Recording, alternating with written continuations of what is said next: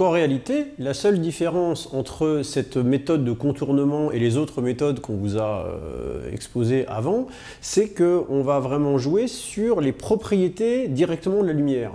Alors, tout de suite, entrons dans le vif du sujet, on va vous montrer dans la vidéo qui va suivre comment on peut utiliser ce principe de contournement en utilisant simplement 4 miroirs, mais je ne vous en dis pas plus, regardez.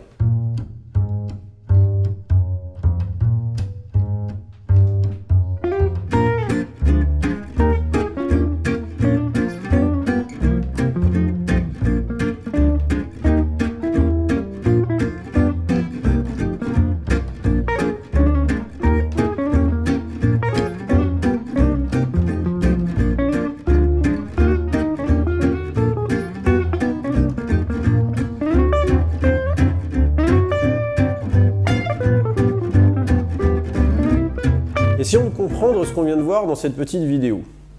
Simplifions d'abord la scène, considérons qu'on a toujours un petit chaton devant qui va être l'objet à cacher, et puis un fond qui va être une plante verte. Si vous avez mis aucun jeu de miroir, rien du tout, vous voyez le chaton, la plante verte derrière. Maintenant, on rajoute les miroirs. Alors comment ils sont disposés ces miroirs? Regardez bien sur le schéma.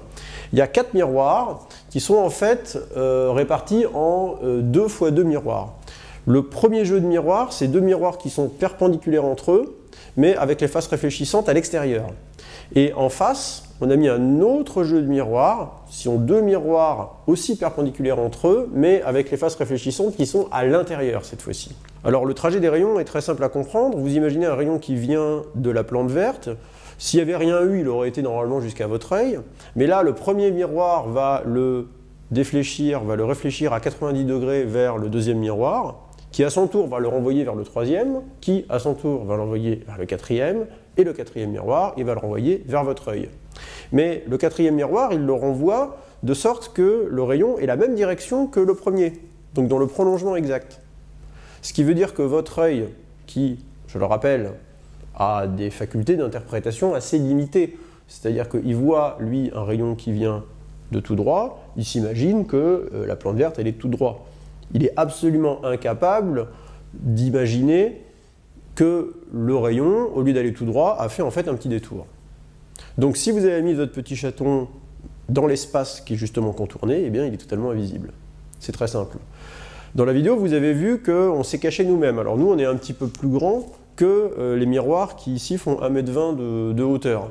Donc toute la partie qui était au-dessus, on la voyait normalement, tandis que toute la partie qui était en dessous, elle apparaissait invisible, elle était donc cachée, et on voyait à la place parce qu'il y avait derrière. Donc voici un autre schéma qui permet de voir la cape à miroir, cette fois-ci vue du dessus, où on voit le trajet d'un rayon issu de la plante verte. On voit bien que les rayons sont tous réfléchis avec un angle de 90 degrés entre eux et qu'ils évitent donc une zone définie par ici un triangle qui va être la zone invisible dans cette expérience.